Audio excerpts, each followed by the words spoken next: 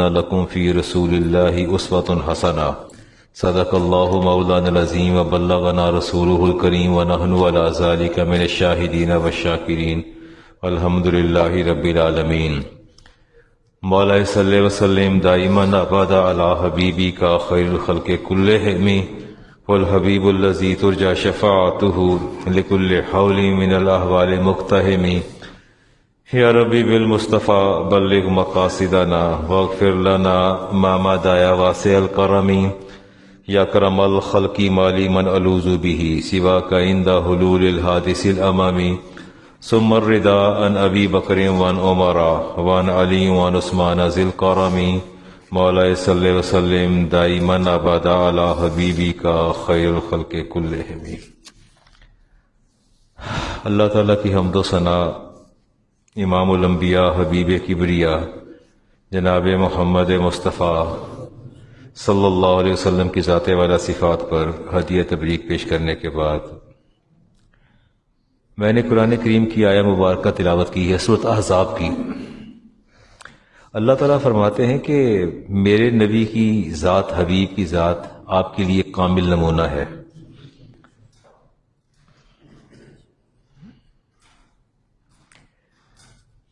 رسول اکرم علیہ السلام کی بعثت کا بنیادی مقصد اصلاح معاشرہ، اصلاح عقائد اور اصلاح احوال تھا. المیہ ہمارے ساتھ یہ ہوا کہ ہم نے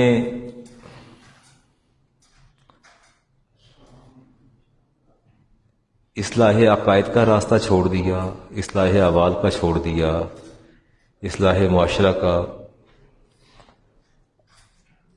ایک الگ طرف ہی چل پڑے ہیں.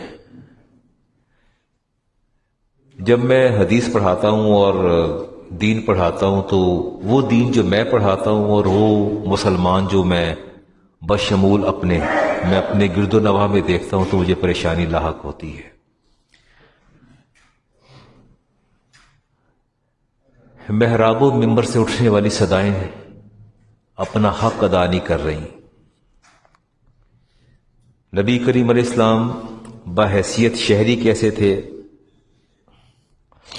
آپ نے اپنی ذمہ داریوں کو کیسے پورا کیا، اور ہمیں یہ بتایا کہ معاشرے کے اندر رہ کے ہم نے ایک دوسرے کے حقوق کیسے پورے کرنے ہیں، معاشرے کے ساتھ ہمارے تعلقات کیسے ہونے چاہیے. فضائل میں ہم لوگ پڑ گئے ہیں، فضائل سننے کے بھی عادی ہیں، سنانے کے بھی عادی ہیں. اور آج اگر میں معاشرتی رویوں کی بات کرتا ہوں تو میرے احباب کے پاس جواب نہیں ہوتا. چھوٹی چھوٹی باتیں آج آپ سے کرنے لگا ہوں میں، بڑی وہ باتیں جو ہماری زندگی کا حصہ ہونا چاہیے تھیں لیکن نہیں رہیں. رسول اکرم علیہ السلام کی صفات میں سے آپ جتنے بھی لوگ بیٹھے ہیں، جب آپ باہم ہم کلام ہوتے ہیں تو کیا آپ نے کبھی غور کیا، شیخ ریاض صاحب، کیا آپ نے کبھی غور کیا کہ مجھے افتخار صاحب سے گفتگو کیسے کرنی ہے؟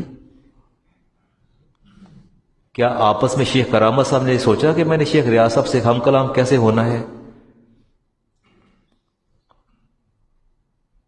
کبھی ہم نے سوچنا گوارا ہی نہیں کیا. نہ اس طرف نشاندہی کی جاتی ہے، نہ ہمیں کوئی ضرورت ہے. ابھی آپ یہاں کوئی ختم دلوا لیں، دیکھ لیں.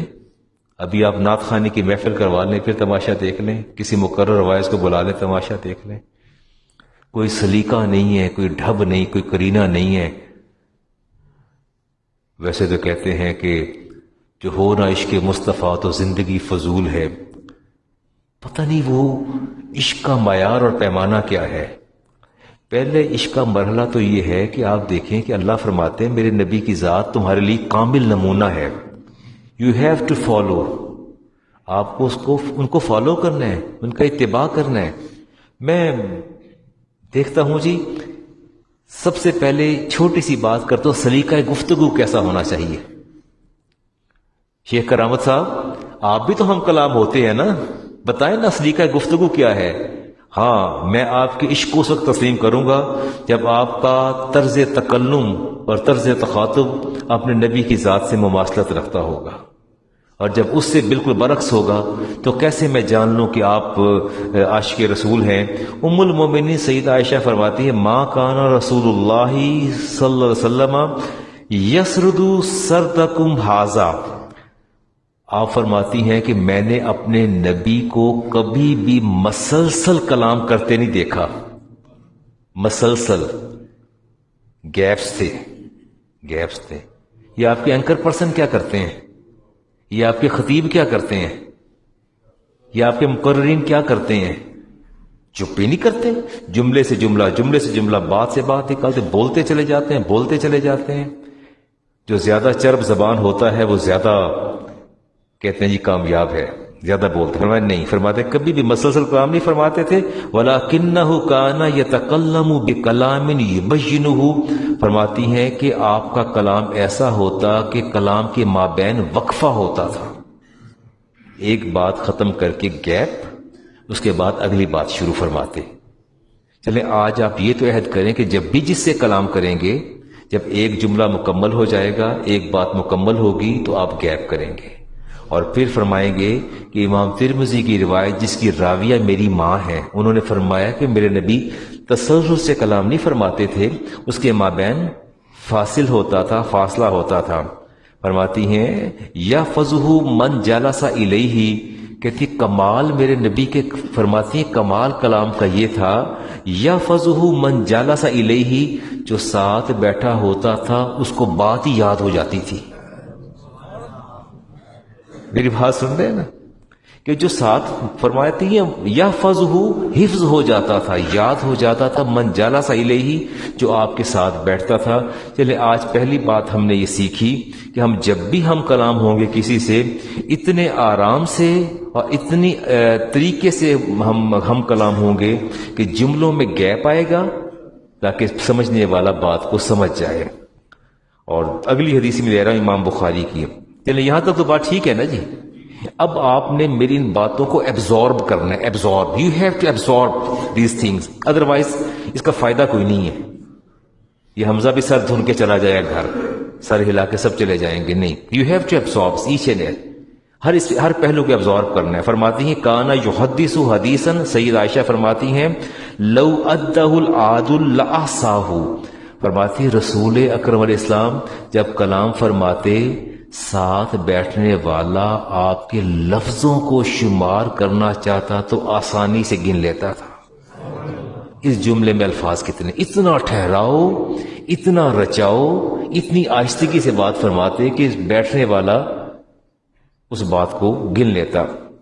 تو اس کا مطلب یہ ہوا کہ ایک اچھا شہری بننے کے لیے، ایک اچھا مومن مسلمان بننے کے لیے آپ کی گفتگو کا انداز، طرز تکلم بہتر ہونا چاہیے۔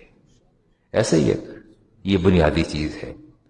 اور جہاں الفاظ جو ہیں وہ انسان کو متاثر کرتے ہیں، ابھی آج انکوائری کی سٹینڈ تھی تو میں اس کو انکوائری کے اندر موجود تھا، تو بڑے بڑے نامور لوگ آ کے اسٹیٹمنٹ دے رہے تھے، اچھے لرنڈ لوگ تھے، بڑے کوالیفائڈ لوگ تھے، اسٹیٹمنٹ دے کے جا رہے تھے، اور میں سوچ رہا تھا بیٹھ کے اتنے پڑھے لکھے لوگ ہیں لیکن گفتگو کا ڈھب اور کرینہ کہاں چلا گیا؟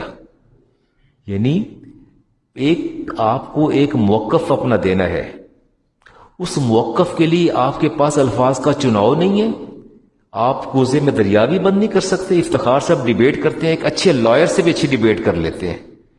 مقصد یہ ہے کہ آپ کے اندر اتنی اسٹرینتھ ہونی چاہیے کہ آپ 2-3 جملوں میں بات مکمل۔ پھر میں نے بعد میں انکوائری ختم ہوئی تو میں کہ مولانا جو گفتگو آپ نے فرمائی ہے، اگر آپ اس کی جگہ یہ چند جملے بول دیتے تو وہ آپ کی جو 5 منٹ کی گفتگو تھی اس سے چند جملے زیادہ مؤثر ہوتے۔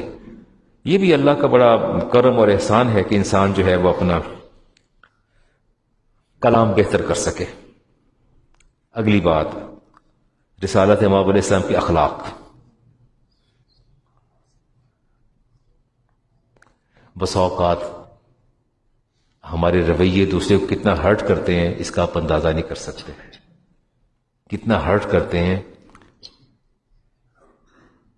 ایٹیچیوڈ تکبر، رعونت، باڈی لینگویج کتنی خطرناک ہوتی ہے اس کا آپ کو اندازہ نہیں ہے۔ وَإِنَّكَ لَعَلَىٰ خُلُقٍ عَظِيمٍ، اللہ تعالیٰ فرماتے ہیں کہ ہم نے اپنے نبی کو اخلاق کی بلندیوں پر بٹھا دیا۔ کس پہ بٹھا دیا؟ ہم نے، دوسرے لفظوں میں یوں کہہ لیجئے کہ ہم نے اخلاق کی لگام اپنے نبی کے ہاتھوں میں دے دی ہے۔ اخلاق کی لگام اپنے محبوب کے ہاتھوں میں دے دی ہے۔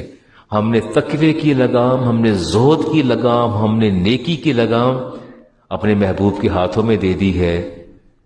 اللہ تعالیٰ کا منشا یہ ہے کہ جس امر کو، کام کو میرا نبی سر انجام دیں گے، میرے نبی، وہی اخلاق حسنہ بنتا چلا جائے گا۔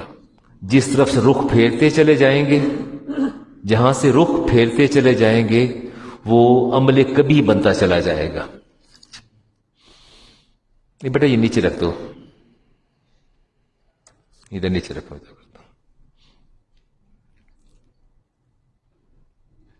جدھر رخ ہوگا وہی اخلاق کریمہ، اخلاق حسنہ ہے، اور جدھر سے رخ بدل جائے گا وہ عمل کبھی ہے۔ ایسے ہی ہے نا، جس عمل کو سر انجام دیں گے وہ نیکی کہلائے گا، جس سے رک جائیں گے وہ برائی کہلائے گا۔ ایسے ہی ہے؟ نہیں، ایسا نہیں ہے، ایسے ہی تو ہے۔ دیکھیں، میں اب آگے حدیث پڑھوں گا، آپ کے پاس نیکی اور برائی کا پیمانہ کیا ہے، کرائٹیریا ہے؟ Have you any yardsticks to جج؟ کوئی ہے پیمانہ ذات مصطفیٰ ہے۔ یہ اللہ کے رسول نے فرمایا، یہ نہیں فرمایا، یہ کیا تو یہ نیکی اچھا کام ہے، یہ نہیں کیا تو یہ ٹھیک نہیں ہے۔ تو جدھر رخ بدلتا چلا جائے گا وہی نیکی کہلاتی چلی جائے گی۔ رسالت امام علیہ السلام نے ارشاد فرمایا، خیارکم احاسنکم اخلاقا، تم میں سے سب سے اچھا انسان وہ ہے جس کے اخلاق سب سے اچھے ہیں۔ میں اس پر کیا بات کروں؟ اگلی بات فرماتے ہیں کہ وَلَمْ يَكُنِ النَّبِيُّ صلی اللہ علیہ وسلم فاحشا فلا متفاحشا، کہ نبی کریم صاحب نہ تو تباً بدگو تھے اور نہ ہی تکلفاً بدگو تھے۔ تباً ہوتا ہے بائی نیچر انسان کا ہر وقت بک بک کرتے رہنا، بری باتیں کرتے رہنا ہر وقت، وہ ہوتا ہے تباً بدگو ہونا۔ ایک ہوتا ہے بتکلف بدگو ہونا، جان بوجھ کے۔ میں نے ایسے لوگ دیکھے ہیں جو بغیر گالی کے بات نہیں کرتے، تو جب میں نے کہیں اعتراض کیا کہ میں کہ یار ہر گل تے گال کٹ رہا ہے، وہ کہتا ہے کوئی گلے کی عادت ہی ہے۔ یہ کیا بات ہے؟ میں گئی تو ماں بہن کی گالی کے ساتھ بات ہی نہیں کرتا ہی، تو کہتا نہیں یہ سارے نے پتہ ہے گالاں کٹتا ہے، بڑی بات ہے۔ تو میں کہ سارے نے پتہ چل جائے مطلب پھر غم ٹھیک ہے سارا ہے، تو پھر یہ ٹھیک ہو گیا۔ تو اس کو میں کہ یار مل کے روکو، اس کا بائیکاٹ کرو، اسے روکو یار، انسان بنو۔ کہتے ہیں مسلمان ہیں۔ آئیے جی ایک مثال دیکھتے ہیں رسالت امام کے اخلاق کی۔ سید انس بن مالک فرماتے ہیں، کنت امشی مع رسول اللہ صلی اللہ علیہ وسلم، میں آپ کے ساتھ چل رہا تھا، اور وعلیہ برد نجرانی غلیظ الحاشیتی، فرماتے ہیں کہ نبی کریم صلی اللہ علیہ وسلم کے شانہ پر ایک چادر تھی، نجران کی بنی ہوئی چادر تھی، یمن کی، موٹے حاشیے والی، بارڈر اس کا بڑا موٹا تھا، سخت بارڈر تھا اس کا۔ کہتے ہیں فَأَدْرَكَهُ عَرَابِيٌّ، میں نے ایک عرابی کو دیکھا، فَجَبَزَهُ بِرِدَائِي جَبَزَةٌ شِدَّةٌ، اس نے رسالت امام علیہ السلام جب سامنے سے کہ میں ساتھ چل رہا تھا، سامنے سے بدو آیا، آتے ساتھ ہی آپ کے شانے پر چادر تھی، اس نے ایک طرف سے پکڑی اور زور سے جھٹکا مار کے کھینچی، چادر بل کھاتی ادھر سے ساری پیچھے سے آپ کے آ گئی۔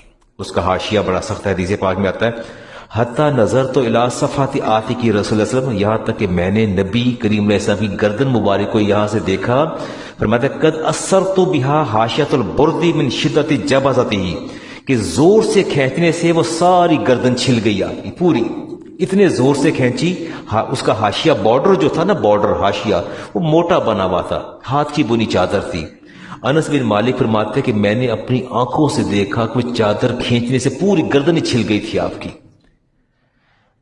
ہاں، کہتا ہے ثم قال، پھر کہتا ہے یا محمد مرلی من مال اللہ الذی عندک، اے محمد یہ جو مال ہے نا آپ کے پاس، یہ مال میں سے مجھے حصہ دو، مجھے مال میں سے حصہ دو۔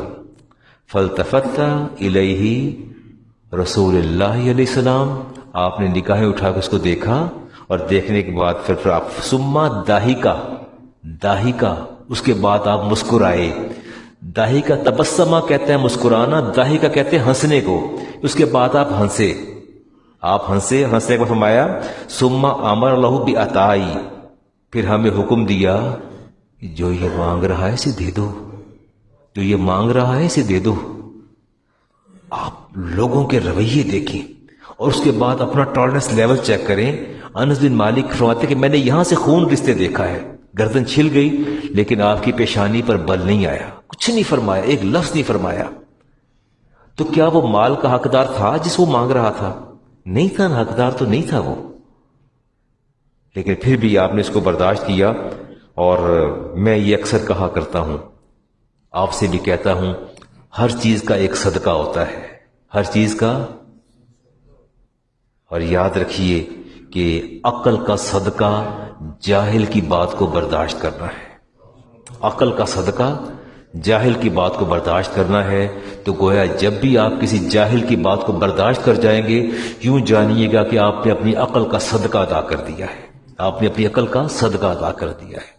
یہی تو آپ کا امتحان ہے، یہی تو آپ کے لیے آزمائش ہے کہ کسی جاہل کی بات کو آپ برداشت کر جائیں اور پھر کچھ بھی نہ کہیں. رسالت امام علیہ السلام نے کچھ نہیں فرمایا، ایک لفظ نہیں فرمایا.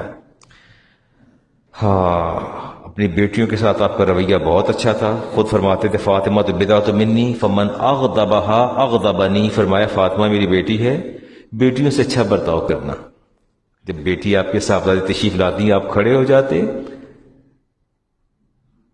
اور آگے بڑھتے، ان کو ریسیو فرماتے، میں حدیث کا ترجمہ کر رہا ہوں، ان کو گلے لگاتے، پھر بیٹی کو بوسہ دیتے، پھر اپنی چادر مبارک اتارتے، پھر وہ زمین پر بچھاتے اور فرماتے فاطمہ آپ یہاں بیٹھیے، آپ یہاں بیٹھیے.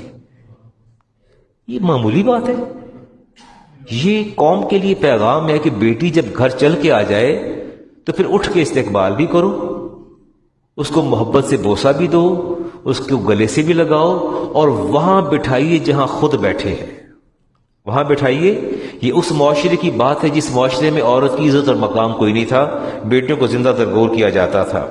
اور آپ فرمایا کرتے تھے اللہم انی احبہما، اپنے نواسوں سے محبت فرماتے اور فرماتے یا اللہ میں ان دونوں سے محبت کرتا ہوں، فاحبہما، یا اللہ تو بھی ان سے محبت فرما، واحب من یحبہما، اور جو میرے دونوں نواسوں سے محبت کرے مولا تو بھی اسے محبت فرما، تو اسے بھی محبت فرما.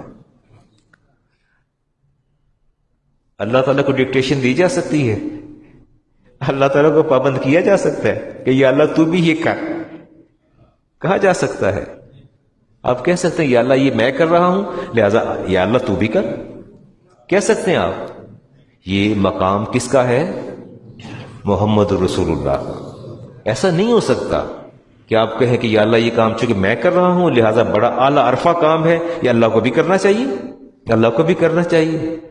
نہیں، یہ کیپیسٹی، یہ استعداد کسی کی نہیں ہے، یہ استعداد محمد رسول اللہ کی ہے اور کسی کی نہیں ہے کہ یا اللہ میں ان سے محبت کرتا ہوں، جو ان سے محبت کرے یا اللہ تو بھی ان سے محبت فرما. پڑوسیوں کے حوالے سے جی چھوٹی چھوٹی باتیں اب بتا رہا ہوں جی، ہم تو گزر جاتے ہیں، ہمیں یہ بھی نہیں پتا ہمارے پڑوس میں کیا ہو رہا ہے. گھروں کا پھیلاؤ زیادہ ہوا، آسائشیں. میرے ایک جاننے والے ہیں، وہ ڈیفنس سے واپس سمن آباد آ گئے ہیں، تو میں نے پوچھا اتنا اچھا علاقہ چھوڑ کے آپ کیوں واپس آ گئے؟ انہوں نے کہا کہ میں قبرستان سے بستی میں آ گیا ہوں، میں قبرستان سے بستی میں آ گیا ہوں، آبادی میں آ گیا ہوں. میں وہاں گیا تھا، مجھے کیا پتا تھا کہ یہ قبرستان ہے، یہ بڑی بڑی سوسائٹیاں جہاں انسان کو انسان کی خبر ہی نہیں. میں نے ہوا کیا؟ کہتے ہیں میرا جوان بیٹا فوت ہو گیا ہے.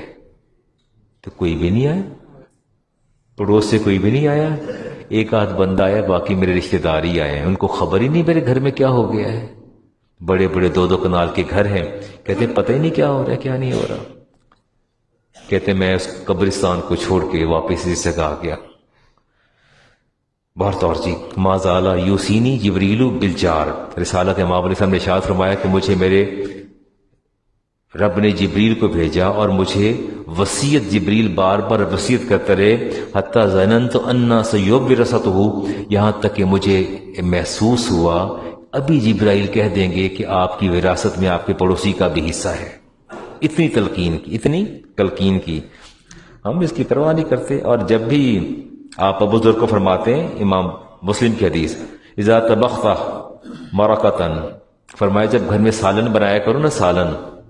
اچھا مجھے کوئی، میں 50 ایئرز اگو بیک جاتا ہوں نا، 50 سال پیچھے جاتا ہوں، تو مجھے اپنی والدہ اور اپنا وہ گھر یاد آتا ہے۔ شاید ہی کوئی دن ہو ہمارے گھر میں کوئی چیز نہ آئی ہو، یا شاید ہی وہ کوئی دن ہو کہ میری ماں نے کچھ پکایا ہو اور کٹوری میں یہ کسی میں ڈال کے الگ نہ رکھا ہو۔ گھر ڈیوائیڈ کیے ہوئے تھے کہ آج فلاں کے گھر یہ کٹوری جائے گی، آج فلاں کے گھر یہ پیالہ جائے گا، فلاں کے گھر۔ وہ باریاں ہماری والدہ نے لگا رکھی تھیں، وہ جو بناتی تھیں، جب بھی بناتی تھی، میٹھا بنائے نمکین بنائے، ایک پڑوسی کے یہاں بھجواتی تھیں۔ وہ جو 10-12 گھر تھے نا، تو ان کو بالترتیب بھجواتی رہتی تھی۔ اور مجھے، ہم بچے تھے، ہم پوچھتے تھے کہ آج کچھ باہر سے نہیں آیا، تو کہتی آیا ہے، کچھ چھکا اٹھا کے دیکھو اس کے نیچے رکھا ہوگا، فریج تو تھے نہیں۔ یہ صورتحال تھی۔ رسالت امام نے شافعی علیہ السلام فرمایا اذا طبخت مرقۃ، جب تم سالن بناؤ، فرمایا فاکثر ماءھا، اس میں پانی تھوڑا زیادہ ڈال دیا کرو، پانی تھوڑا زیادہ ڈالا کرو، فتعاہد جیرانک، اور کچھ تھوڑا ہدیہ اپنے پڑوسی کو بھی بھیج دیا کرو، تھوڑا ہدیہ اپنے پڑوسی کو بھیجا کرو۔ جی اگلی حدیث لے رہا ہوں جی میں، انس بن مالک کی جی، ان جارن لرسول اللہ۔ اب تو یہ چیزیں مفقود ہو گئی ہیں۔ میں ایک جگہ موجود تھا، خاتون خانہ کو پڑوسی نے کوئی چیز بھیج دی، تو انہوں نے پوچھا خادمہ سے کیا ہے یہ؟ اس نے کہا یہ ساتھ والوں نے ٹرے بھیجا، اس میں کوئی چیزیں ہیں۔ میں پاس بیٹھا سن رہا تھا کہ نکاح دلی کا لے آئے، انہیں کہ باجی دے گئے نے کہ دخا میں نے کہ پرے کر، پتہ نہیں کی پڑھ کے بھیجا ہوتے انہوں نے، کہڑے ٹونے کیتے ہیں، کہندی کسی اور نو دے دے، اے کر پرے رکھی، کوئی صاحب تیرے کھانا لینڈ کی تیرے، کہہ رہی فریج میں نہیں رکھنا، صاحب آئیں گے تو بے دھیانی میں کوئی گھر کا استعمال نہ کر رہے، پتہ نہیں کہاں ٹونے کر کر کل دی چیزاں پہ کل دینے۔ اب تو یہ حال ہے، عجیب سی بات ہے، باہر تو میں اس پر تبصرہ نہیں کرتا، ایک حیران کن بات ہے۔ چلے ان جارن لرسول اللہ صلی اللہ علیہ وسلم فارسی، آپ کا پڑوسی تھا، وہ فارسی نسل تھا، طیب المرقی، اس نے کوئی شوربہ وغیرہ بنایا، فصل علی رسول اللہ صلی اللہ علیہ وسلم، کوئی ڈش تھی جی پرشیا کی، وہ ڈش اس نے بنائی اور بنانے کے بعد نبی علیہ السلام کو دعوت دی، ثم جا یدعوہ، آپ کو آ کے دعوت دی، قال ہوا حاضی، پڑوسی کہتے ہیں یا رسول اللہ میرے گھر آج ایران کی ڈش ہے، فارس کی، یونیک ہے، آپ نے نہیں کھائی، عرب کے اندر یہ نہیں ہے، تو میں یہ چاہتا ہوں کہ آپ بھی آ کے تناول فرما لیں۔ فرمایا حاضی ہی لے عائشہ کا، فرمائی اندر عائشہ بھی موجود ہے میری زوجہ۔ فقال اللہ کہتے نہیں عائشہ تو نہیں، آپ ہی تشریف لائیں گے، آپ اکیلے تشریف لائیے۔ ہاں فرمایا اللہ تو نہیں، مجھے تمہاری دعوت قبول نہیں ہے۔ فعاد یدعوہ، پھر دوبارہ اس نے بنایا، پھر دعوت دی، فقال اللہ صلی اللہ علیہ وسلم فحاظی عائشہ، تو اندر عائشہ بھی موجود ہے۔ قال اللہ، کہتا اللہ، فرمایا اللہ اگر عائشہ نہیں تو پھر میں بھی نہیں، وہ نہیں جائیں گی تو پھر میں بھی نہیں جاؤں گا، وہ بھی نہیں جائیں گی تو میں بھی نہیں جاؤں گا۔ تیسری بار جب آ کے عرض کیا رسول اللہ آج میں نے پھر ڈش بنائی ہے، تو فرمایا حاضی لے عائشہ، اندر عائشہ بھی موجود ہے۔ کہتے ہیں نام یا رسول اللہ، فرمایا فقاما یتدافعان حتی آتیا منزلہ، آپ اندر تشریف لے گئے، آپ نے اپنا ہاتھ پھیلایا، صدیقہ کائنات کا ہاتھ اپنے ہاتھ پہ تھاما، ہمارے پڑوسی کے گھر سے دعوت آئی ہے، اور دونوں چلتے ہیں مل کے اس کے گھر سے دعوت کھا لیتے ہیں۔ اس پر تبصرہ نہیں کروں گا، آپ نے کہنا علامہ صاحب تنقید کرتے ہیں بات بات پہ، تنقید نہیں کرتا میں۔ کوشش کیا کریں کہ اگر پاسبل ہو تو کہیں اگر دعوت آ جائے تو without spouse, don't try the treat, enjoy the treat without your spouse, it's not right. Try your best to enjoy treat to anybody with your spouse, that would be better for you. میں سمجھتا ہوں کہ یہ محبتوں کا ایک کرینہ ہے جسے آپ لوگ دیکھ سکتے ہیں۔ خادموں سے رویہ بڑا اچھا ہوتا ہے جی، آپ کو رسالت امام علیہ السلام کا میں پہلے بھی بیان کر چکا ہوں، پھر بیان کرتا ہوں۔ اذا اتی احدکم خادمہ، بطعامہ، فرمایا جب ملازمہ یا ملازم کوئی چیز پکا کے لائے، تیار کرے، کیا کرے؟ خادم موسٹلی میڈ تیار کرتی ہیں چیزیں، اور فرمایا فَإِن لَّمْ يَجْلِسُوا مَعَهُ، فرمایا کہ اگر وہ تمہارے ساتھ بیٹھ کے نہیں کھا سکتا یا نہیں کھا سکتی، فَلْيُنَاوِلْهُ لُقْمَةً أَوْ لُقْمَتَيْنِ، اسے کہیں کہ رکو، اس میں سے ایک لقمہ یا دو لقمے آپ بھی لے لیں۔ نہیں بٹھا کے ساتھ کھلانا تو کم از کم اسی معیار کا کھانا ان کو پرووائڈ کر دیں، نہیں پرووائڈ کرنا تو اسے کم از کم جو ہے وہ اپنا ایک لقمہ یا دو لقمے۔ بچی کام کرتی ہے ہمارے گھر، آتی ہے، ہماری زوجہ علیل ہیں، بہت نہیں کام کر سکتی، ہارٹ پیشنٹ ہے۔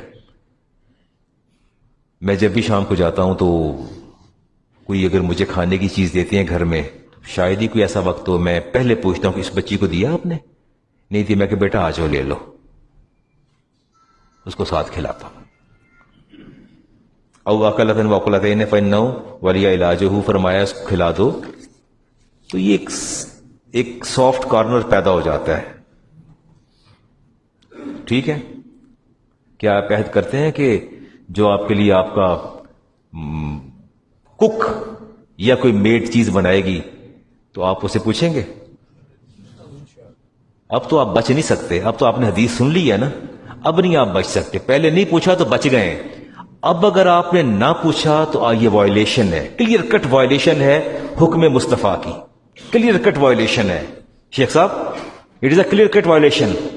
اگر آپ کا ملازم آپ کے سامنے چیزیں پکا کے رکھتا ہے بنا کے، آپ اسے نہیں کہتے چلے نہ بٹھائیے ساتھ، حدیث پاک میں آتا ہے کہ ساتھ نہیں بٹھا سکتے نہ بٹھائیے، کم از کم لقمۃ او لقمتین، ایک لقمہ یا دو لقمے تو دے دو نا۔ کیک آ گیا، کچھ سویٹ آ گئی، کوئی یار لے لو، آ جاؤ آپ لے لو، پہلے وہ ہیزیٹیٹ کرے گا، وہ ہیزیٹیٹ کرے گا، پر اٹس یور ڈیوٹی، یہ آپ کا فرض ہے کہ آپ اس کو کہ نہیں پہلے تو چکے تو کھا پھر میں کھاواں گا، ادھر آ، اس کو فورسفلی کھلائیں کہ میں نے حدیث پر عمل کیا ہے۔ اور حدیث پاک میں آتا ہے کہ میری ایک سنت کو زندہ کرنا، فرمایا اللہ تعالیٰ اس ایک شہید کا ثواب عطا فرما دے گا۔ اس نیت سے اپنے ملازم کو ساتھ کھلا لیجئے گا۔ یار علامہ صاحب نے حدیث بیان کی تھی، اب ضمیر گوارا نہیں کرتا، کیسے میں وائلیشن کر لوں اپنے نبی کی بات کی۔ جاء رجل الی النبی صلی اللہ علیہ وسلم، آیا شخص آپ کے پاس آیا، یا رسول اللہ کم اعفو عن الخادم، میں خادم کو کتنی بار معاف کروں دن کا؟ فصمت رسول اللہ علیہ السلام، آپ خاموش رہے، ثم قال، پھر کہتا ہے یا رسول اللہ کم اعفو عن الخادم، میں اپنے ملازم سے دن میں کتنی بار درگزر کروں، غلطیاں کرتے ہیں کتنی بار درگزر کروں؟ فقال النبی علیہ السلام کل یوم 70 مرہ، میں اللہ کا رسول حکم دیتا ہوں اپنی امت کو کہ دن میں تم نے 70 بار اپنے ملازم کو معاف کرنا ہے، 70 times you have to neglect his mistake، 70 times آپ نے 70 دفعہ، پہلے 70 بار نہیں کرتے، 7 بار تو کر لیں، مشکل کام ہے۔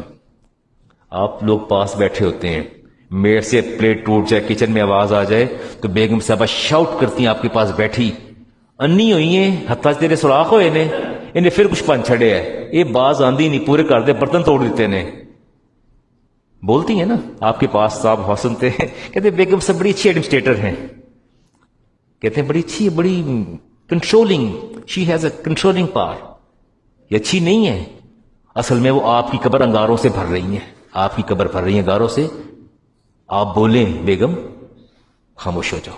رسالت ماب الاسلام، انس کو بھیجا، انس بن مالک کو، فرمایا جاؤ پیالے کے اندر کوئی چیز لے آؤ، سجیکہ کائنات نے بھیجا، لینے گئے، واپس پیالے میں کچھ لے کے آ رہے تھے، پیالہ گرا، پھسل گیا، ٹوٹ گیا، جب گھر میں آ کے ویسے کھڑے، چھوٹے سے بچے 8-9 سال کے، سر جھکائے، تو پوچھا اماں نے کہ کہاں ہے بھائی، کدھر ہے، میں نے بھیجا تھا، کہتے نہیں ہے، کہ پیالہ کدھر ہے، کہتے ٹوٹ گیا، تو آپ غصے میں آ کے جب آپ نے بولی، فرمایا عائشہ خاموش ہو جائیے، چپ کر جائیے، ٹوٹنے والی چیز تھی، ٹوٹ گئی، اب اس کا دل تو نہ توڑو، دل تو نہ توڑو اس کا، وہ ٹوٹنے والی چیز تھی، اللہ اور دے دے گا، ہم آپ کو اور پیالہ منگوا دیتے ہیں، پر دل تو نہ توڑو۔ سوال یہ کہ آپ کے سامنے آپ کی بیگمات شاؤٹ کرتی ہیں، آپ کے سامنے بولتی ہیں، آپ کے سامنے سخت سست کہتی ہیں، آپ پر یہ ذمہ داری عائد ہوتی ہے، اسے روکے نہیں بیگم، کوئی بات نہیں، کوئی بات، اللہ اور دے دے گا، کوئی بات نہیں، ٹوٹ رہا تھا، نقصان والی چیز ہی ٹوٹ گئی، آپ اسے جانے دیجیے.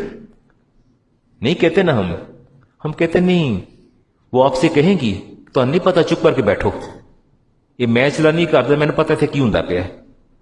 اصل میں وہ آپ کو چپ کرا کہتی ہیں کہ خاموشی سے عذاب کے لیے تیار ہو جائیے، اللہ نے آپ کے لیے تیار کر رکھا ہے، اپنا فرض پورا کیجئے، امر بالمعروف کیجئے، نہی عن المنکر کیجئے، روکے اس کو کہ نہیں یہ ٹھیک نہیں، طریقہ کار یہ مناسب نہیں ہے. ہاں جی، دیکھیں کہ ایک حدیث اور لیتے ہیں جی، پھر آگے بات کو بڑھاتے ہیں اس حدیث کے بعد. اچھا جی، میں پہلے حدیث تو پڑھ لوں. میں نے بدھ کو نا، یہ بچہ بھی بیٹھا ہوگا میرے ساتھ آیا ہے، کہاں چلا، یہ بیٹھا تھا چھوٹا سا، ایک حدیث میں نے پڑھائی ہے، پتہ نہیں کیوں دل میں بار بار خیال آ رہا تھا کہ یہ حدیث میں آپ کو بھی پڑھ کے سنا دوں. ایسے دل میں خیال آیا، پتہ نہیں، میں نے اس بچے سے کہا میں کہ میری حدیث کی کتاب نکالنا، یہ بڑی پرانی کتاب ہے، یہ 78 میں بھی میرے پاس تھی، یہ جب میں بھیرا پڑھتا تب سے میرے پاس ہے. اس کی بوسیدگی آپ کو بتا رہی ہوگی کہ یہ کتاب حدیث کی بہت پرانی، 78 سے میرے پاس ہے، اسی سے پڑھا. ایسے دل میں خیال آیا کہ آپ کو سناؤں جی، حدیث سناتے ہیں جی آپ کو. ان ابی سعید الخدری رضی اللہ تعالیٰ عنہ و ابی ہریرہ رضی اللہ تعالیٰ عنہما انہما شاہدہ علی رسول اللہ صلی اللہ علیہ وسلم انہو قال، کہتے ہیں ہم دونوں حاضر تھے رسالت امام علیہ السلام کے پاس. کون کون؟ شیخ اخلاق صاحب کون تھے؟ ابی ہریرہ اور سعید خدری. فرماتے ہیں انہو قال ہم دونوں کو نبی کریم علیہ السلام نے کیا ارشاد فرمایا من قال لا الہ الا اللہ واللہ اکبر، جس کسی نے کہا لا الہ الا اللہ اللہ اکبر، اللہ کے سوا کوئی معبود نہیں اور اللہ جو ہے سب سے بڑا ہے، صدقہ ربہ، اللہ تعالیٰ فوراً اس بندے کی بات کی تصدیق فرماتا ہے. فوراً بندے کی بات کی. یہ میں نے بدھ کو حدیث پڑھائی، ان کو میں نے کہا میرے دل میں آیا کہ آج آپ کو بھی پڑھاؤں میں حدیث. اللہ فوراً بندے کی تصدیق فرماتا ہے. فقال اللہ خود فرماتا ہے لا الہ الا انا، میرے سوا کوئی معبود نہیں ہے. آپ کی بات کے جواب میں اللہ خود فرماتا ہے، آپ کہتے ہیں لا الہ الا اللہ اللہ اکبر، آپ نے کہا اللہ وحدہ لا شریک ہے، اس کے سوا کوئی معبود نہیں.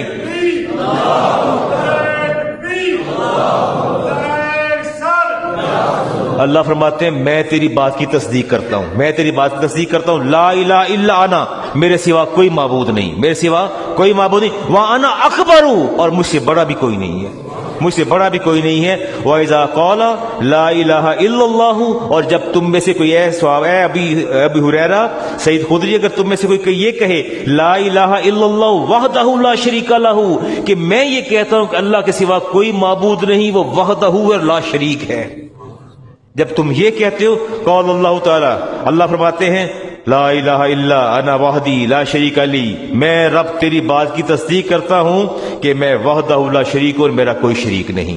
تیری بات کی تصدیق میں کرتا ہوں. وَإِذْ قَالَ، اور جب تم یہ کہتے ہو، آپ یہ کہتے ہو لا الہ الا اللہ لہ الملک ولہ الحمد، جب تم یہ کہتے ہو کہ اللہ کے سوا کوئی عبادت کے لائق نہیں، لہ الملک، ساری سلطنت اور بادشاہی اسی کی ہے، ولہ الحمد، اور حمد کے لائق بھی وہی ہے. اللہ فرماتا ہے میں تیری بات کی تصدیق کرتا ہوں، لا الہ الا انا، میرے سوا کوئی معبود نہیں، لی الملک، یہ ساری بادشاہت میری ہے، فرمایا ولی الحمد، اور ساری تعریفوں کے لائق میں رب ہوں. اللہ تصدیق فرماتے ہیں. وَإِذْ قَالَ لَا إِلَهَ إِلَّا اللَّهُ، فرمایا صحابہ جب تم یہ کہتے ہو کہ اللہ کے سوا کوئی معبود نہیں، وَلَا حَوْلَ وَلَا قُوَّةَ إِلَّا بِاللَّهِ، اور اللہ کے سوا کوئی بھی نیکی کی توفیق دینے والا نہیں ہے اور نہ برائی کی توفیق دینے والا. قال اللہ تعالی، اللہ فوراً تصدیق فرماتے کہتے لا الہ الا انا، میرے سوا کوئی معبود نہیں، وَلَا حَوْلَ وَلَا قُوَّةَ إِلَّا بِي، میرے سوا نہ تو کوئی نیکی کی طاقت دے سکتا ہے نہ برائی سے رکنے کی صلاحیت دے سکتا ہے. اللہ تصدیق فرماتا ہے. اللہ کیا فرماتا ہے؟ تصدیق فرماتا ہے. وَقَانَ یقول، اور پھر میرے نبی نے فرمایا من قال فی مرضی، جس بندے نے بیماری کے عالم میں یہ سب کچھ کہہ دیا، اس بندے نے عالم بیماری میں یہ بات کہہ دی، فرمایا ثم ماتا، پھر اس کو موت آ گئی، لم تطعمہ النار، تو میں خدا کا رسول تمہیں یہ پیغام دیتا ہوں اس بندے کو جہنم کی آگ کبھی نہیں چھوئے گی. جس کی تصدیق خود اللہ فرما دے، جس کی تصدیق خود کون فرما دے؟ اللہ فرما دے، اس بندے کو پھر جہنم کی آگ نہیں چھوئے گی. یہ میں نے حدیث بدھ کو پڑھائی تھی. اس وقت میرے دل میں اللہ نے خیال ڈالا کہ اپنے ان محبت کرنے والوں کو بھی یہ میں پیغام دے دوں کہ کہا کریں جب آپ کہتے ہیں بہت بڑی بات ہے، آپ منہ سے بات نکالتے ہیں. اور امام ترمذی کی روایت میں نے پڑھی، اللہ تبارک و تعالیٰ سے بات کی تصدیق فرما دیتے ہیں. جی یہ تو وقت زیادہ ہو گیا، بات بڑی ڈینجرس چھیڑنے جا رہا ہوں، اور بات اگر مکمل نہ ہو سکی تو چھوڑ دوں گا. جی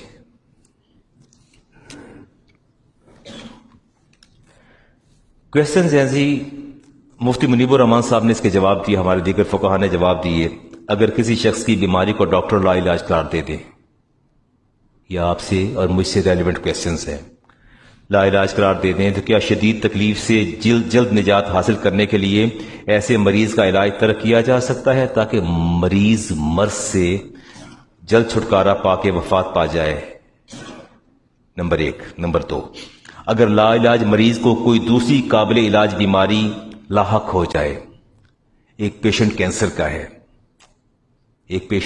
کا ہے اور وہ الٹیمیٹلی جو ہے وہ ڈیتھ کی طرف جا رہا ہے، اسی دوران اسے چیسٹ انفیکشن ہو جاتی ہے، تو کیا آپ اس کا چیسٹ انفیکشن کا علاج کریں گے یا کہیں گے یارو ہے تو ویسے ٹرن والا، ان کی نئی دوائیاں لا دئیے؟ کیا علاج کریں گے کہ نہیں کریں گے؟ جسٹ لائک نیمونیا اور ادر چیسٹ انفیکشن لائک.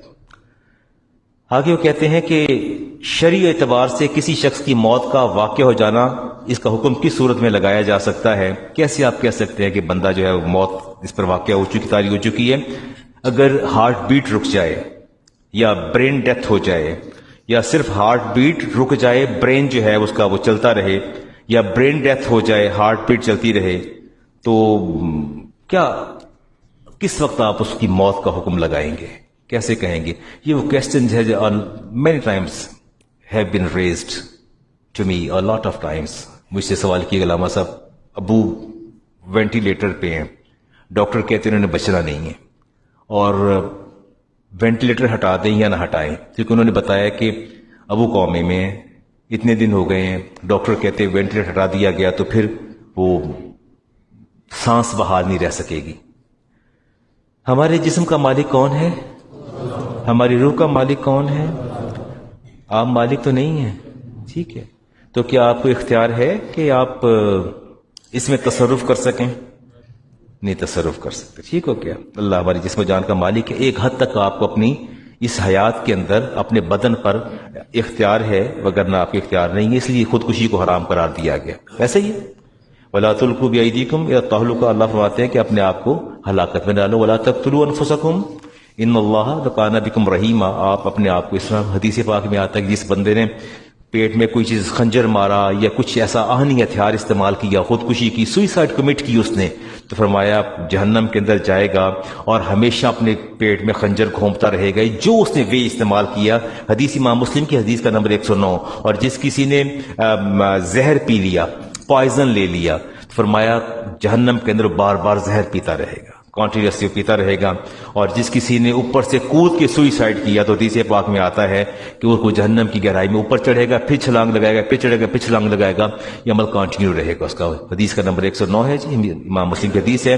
ہجرت کے یہ طفیل بن عمر دوسی قبیلہ دوس سے ہیں، کہتے ہیں میرے ایک ساتھی تھے، ہم نے ہجرت کی مدینہ، ہم نے ہجرت کی اور وہاں جا کے میرے ساتھی بیمار ہو گئے، اور بیماری کے سبب جب دیکھا کہ حالت بہت خراب ہو گئی، ان کا شدید تکلیف میں مبتلا تھے، انہوں نے تیز دھار وہ لیا، نیزہ لیا، اس سے اپنی انگلیوں کی درمیان حصہ سارا کاٹ دیا، یہ اپنی رگیں کاٹی، خون بہنا شروع ہوا، لاس ہوا بلڈ کا، بلڈ لاس کی وجہ سے انہیں موت آ گئی. ٹھیک ہے. فرماتے ہیں طفیل بن عمر دوسی فرماتے ہیں کہ میں نے خواب میں دیکھا کہ میرا وہ قبیلے کا بھائی جو ہے وہ جنت کے اندر پھر رہا ہے، لیکن ہاتھ پہ پٹی باندھی ہوئی، ہاتھ سارا لپیٹا ہوا ہے. تو میں نے اس سے پوچھا کہ یہ ہاتھ پہ کیا ہے؟ تو حدیث امام مسلم کی حدیث کا نمبر 116. تو وہ فرماتے ہیں کہ جی اللہ تعالیٰ نے مجھے جو میں نے خودکشی کی، میں نے سوئسائڈ کمٹ کی، اللہ تعالیٰ نے مجھے معاف کر دیا، اور معاف کرنے کی وجہ یہ بتائی کہ تو نے میرے محبوب کے ساتھ ہجرت کی ہے، اس لیے تجھے معاف کر دیا ہے، وگرنہ تو جہنم میں جاتا، اس ہجرت کے سبب ہم نے تجھے معاف کر دیا ہے. فرمایا پھر ہاتھ پہ کیا ہے؟ کہا میرے ہاتھ پہ پٹی ہے، اور یہ جو میں نے اللہ تعالیٰ نے ارشاد فرمایا لم نصلحہ منک ما افسدت، اس ہاتھ کو ہم ٹھیک نہیں کریں گے چونکہ اس کو تم نے خود خراب کیا ہے، اس ہاتھ کا مالک میں تھا، اس ہاتھ کا مالک میں تھا، اور تو نے میری ملکیت کے اندر براہ راست تصرف کیا ہے، تو اس کو نہیں کر سکتا تھا، لہذا چونکہ فرمایا لم نصلحہ منک ما افسدت، جس چیز کو تو نے خود برباد کیا اپنے اعضائے بدن میں سے، اس کو میں رب ٹھیک نہیں کروں گا۔ تو اللہ نے اس کو ٹھیک نہیں کیا، میں اسی اذیت کے ساتھ اس ہاتھ کے اندر لیے میں جنت کے اندر پھر رہا ہوں۔ تو فیل بن عمر دوسی فرماتے امام مسلم کی حدیث کہ میں صبح رسالت باب کی بارگاہ میں حاضر ہوا، میں نے کہا یا رسول اللہ صلی اللہ علیہ وسلم یہ تو بہت عجیب بات ہے، میں تکلیف میں ہوں، میرا بھائی ہے قبیلے کا، میرا دوست ہے، اور تکلیف میں مبتلا ہے۔ رسالت ماب علیہ السلام نے اپنے ہاتھ اٹھا دیے، فرمایا اللہم ولیدیہ فاغفر، یا اللہ میرے اس امتی کے ہاتھوں کی بخشش فرما دے، میرے اس امتی کے ہاتھوں کی بخشش فرما دے۔ فرماتے میں نے کچھ عرصے بعد اپنے بھائی کو دیکھا، امام مسلم کی حدیث ہے، میں نے بھائی کو دیکھا، اس کے ہاتھ بالکل ٹھیک تھے، اللہ نے میرے نبی کی دعا کو قبول فرما لیا اور اس کے ہاتھوں کو معاف فرما دیا۔ اپنے بدن کے اندر ایسا تصرف، میں اب ٹرانسجینڈر اور ہرمیفروڈائٹس کی طرف نہیں جاتا، کبھی بات کروں گا آپ سے ٹرانسجینڈر کے بارے میں، ہرمیفروڈائٹس کے بارے میں، جو سیکس چینج ہو رہی ہے، جو قیامت برپا ہے، کہ بات کروں گا۔ تو گویا وہ تصرف جو آپ اللہ کی ملکیت میں کریں گے اللہ تعالیٰ آپ کو معاف نہیں فرمائے گا، چاہے وہ سوئسائڈ کمٹ کریں آپ یا اپنے بدن کو کوئی نقصان پہنچائیں، نہیں پہنچاتے، نقصان پہنچاتے ہیں۔ Young man, do you know I have met a lot of young guys. انہوں نے کیا کیا؟ لڑکیوں کو دیکھا میں نے، پٹیاں باندھی ہاتھوں پر، پٹیاں باندھی، آ گئی ماں روتی پیٹتی ہے، میں کیا ہو گیا؟ کہتی ہیں کہ وہ یہ مرنے لگی ہے، اس نے خودکشی کا اقدام کیا ہے، بازو کاٹ لیتی ہیں، رگیں کاٹ لیتے ہیں لڑکے، اور اوپر یہ کندھا کرواتے ہیں، نام اپنے جس سے محبت ہوتی ہے اس سے کندھا کروا لیتے ہیں۔ اس محبت کو ہم نے زوال پذیر ہوتے بھی دیکھا، اس قوس قزح کے رنگوں کو ہم نے زائل ہوتے بھی دیکھا اپنی آنکھوں سے۔ تو یہ اللہ تعالیٰ کی ملکیت میں تصرف نہیں ہے؟ ہاں۔ تو آپ نے معلوم یہ ہوا کہ اتنے بڑے مقام پر پہنچ کے، صحابیت کے مقام پر فائز ہو کے، اگر اللہ کی ملکیت میں تصرف کریں گے تو اللہ تعالیٰ معاف نہیں فرمائے گا، ٹھیک ہے نا؟ اپنے بدن کو نقصان تو نہیں پہنچائیں گے۔ یہ بچے ٹکرے مارتے ہیں، دیواروں میں سر پھاڑ لیتے ہیں اپنا، غصے ہوتے ہیں۔ میرے شاگرد ہیں 2-3، ان کی پیرنٹس شکایت کی کہ علامہ صاحب ہے تو پاگل ہو جاتا ہے، میں کیا مسئلہ ہے؟ کہ دروازہ توڑ دیا ٹکرے مار مار کے، میں کیا مسئلہ تمہیں؟ اینی ہاؤ، باہر کیف جی بات ہی ہے کہ اگر کوئی کسی شخص کو ڈاکٹرز نے لا علاج قرار دے دیا یا کسی بیماری کے سبب زندگی سے عاجز آ گیا، اس کے لیے تکلیف ناقابل برداشت ہو گئی، تب بھی شریعت اسلامیہ کے روح سے آپ موت میں اس کی مدد نہیں کر سکتے، آپ موت میں اس کی مدد نہیں کر سکتے۔ موت میں مدد کرنا قتل نفس کے مترادف ہے، موت میں مدد کرنا قتل نفس کے مترادف ہے۔ موت دینے کے لیے زہر کا انجیکشن لگا دینا، یا اس سے ایک ٹرمینالوجی یوز ہوتی ہے مرسی آف ڈیتھ، مرسی فار ڈیتھ کہتے ہیں جی، موت کے لیے رحمت بن جانا۔ یوتھینشیا کہتے ہیں، euthanasia act of killing someone painlessly, euthanasia کا لفظ یوز ہوتا ہے، یا یوں کہہ لیں کہ فزیشین اسسٹڈ ڈیتھ، موت کے اندر مدد کرنا۔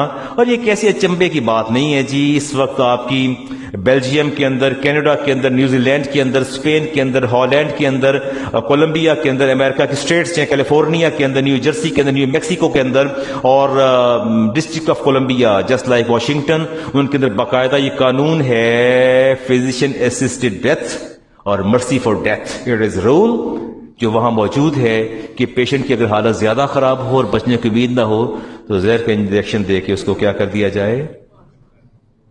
الذی خلق الموت والحیات لیبلوکم ایکم احسن عملا، موت اور زندگی کا مالک تو وہی ہے، آپ کیسے اسسٹ کر سکتے ہیں اس کی موت میں؟ آپ نہیں کر سکتے، نہ آپ کو اس کا کوئی حق ہے، نہ ہی آپ کو کرنا چاہیے۔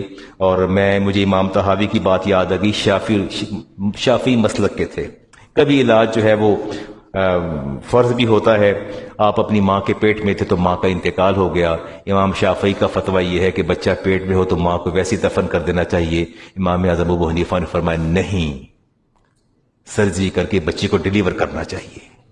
امام طحاوی بہت بڑے امام ہیں فقہ کے، امام اعظم کی فقہ کو لے کے آگے چلے، جب آپ نے یہ مسئلہ پڑھا تو آپ نے شافعی فقہ سے سوئچ کر کے حنفی فقہ کے اندر آ گئے. فرمایا کہ میری حیات کا سبب امام اعظم ابو حنیفہ بنے ہیں، دنیا میں آنے کا سبب میں شافعی فقہ سے سوئچ کر کے فقہ حنفی کے اندر آتا ہوں. اگر مجھے سرجری کر کے مجھے ڈیلیور نہ کیا جاتا تو آج میں ماں کے ساتھ قبر کے اندر دفن ہو چکا ہوتا. بہت جی یہ چیزیں انتہائی کا تکلیف دہ ہیں اور جتنی بھی اس پر بات کی جائے کم ہے. میں دیکھتا ہوں جی کہ بات اس کے ساتھ آپ سے کر سکیں. اگر تو مریض کی حالت جو ہے تسلی بخش اور سمجھتے ہیں نفع بخش زندگی کا ہے تو وینٹیلیٹر نہ ہٹائیے.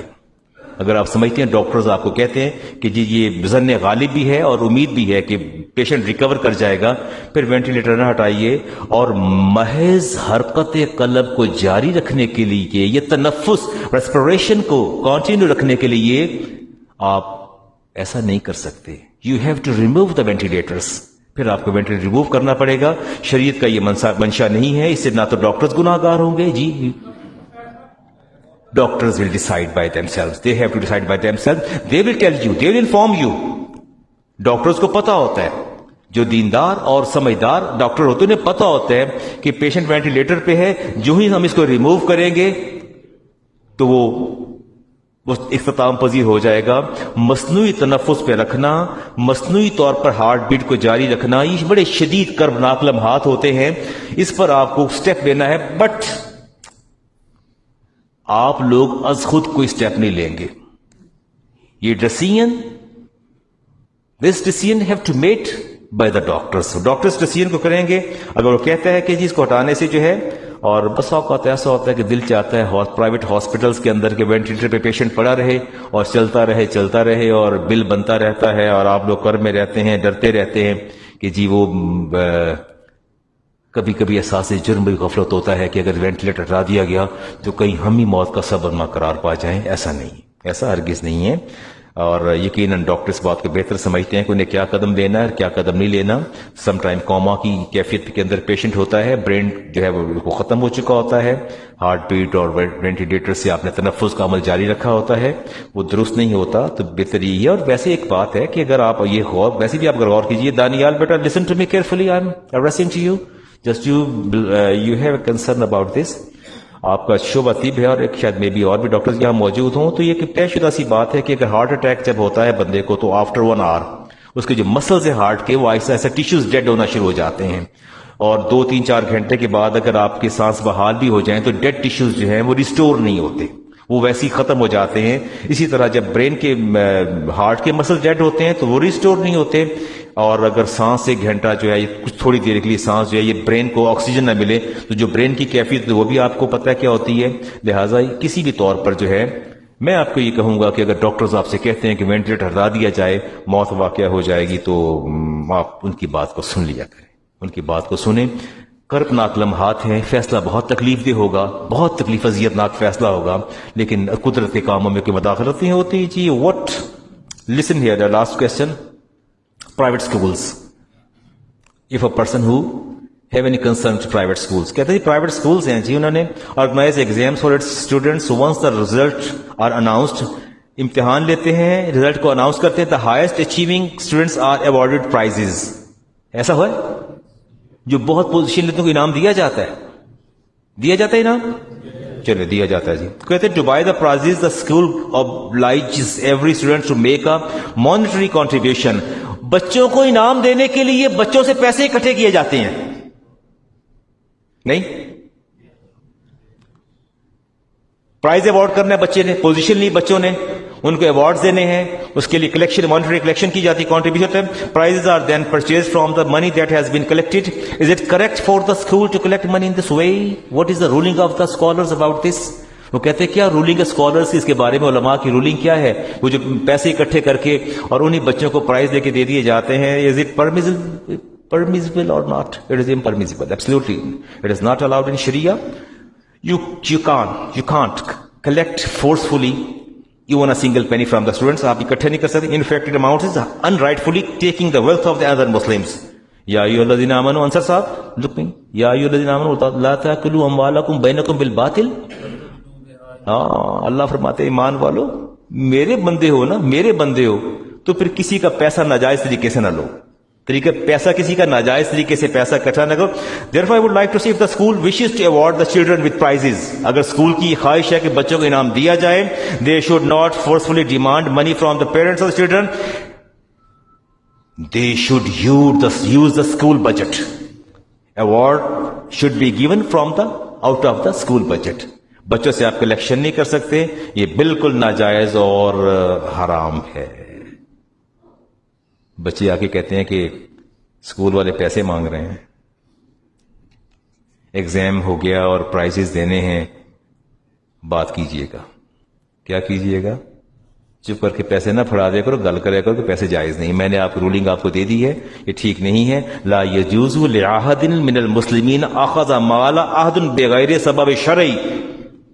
ہمارے فقہاء نے لکھا ہے کہ یہ بالکل مسلمانوں کے لیے جائز نہیں ہے کہ کسی کا مال بغیر شرعی وجہ کے اس سے لیں, بغیر شرعی وجہ کے لیں. یہ بات جائز نہیں. جی لاسٹ میں اناؤنس کر رہا ہوں جی, اس کے بعد سنتے ادا کرتے ہیں جی. ہمارے شیخ اخلاق صاحب نے اور شیخ ریاض صاحب ابھی امریکہ سے لوٹے ہیں ایک طویل عرصے کے بعد. آتے ساتھ انہوں نے محفل کے انعقاد کا جو ہے وہ اہتمام کر دیا. شیخ اخلاق صاحب فرماتے ہیں جی ہماری سیدنا غوث اعظم علیہ رحمہ کے سلسلے میں محفل پاک آئندہ جمعۃ المبارک کو 18 نومبر 2022 بعد از نماز جمعۃ المبارک تاذان عصر محفل کا انعقاد ہوگا. اور انہوں نے نیچے ایک چھوٹی سی لائن اور بھی لکھی ہے, temptation for you and attraction for you, here would be a linger for you. Okay, لنگر بھی آپ کے لیے ہوگا. یہ محفل میلاد محفل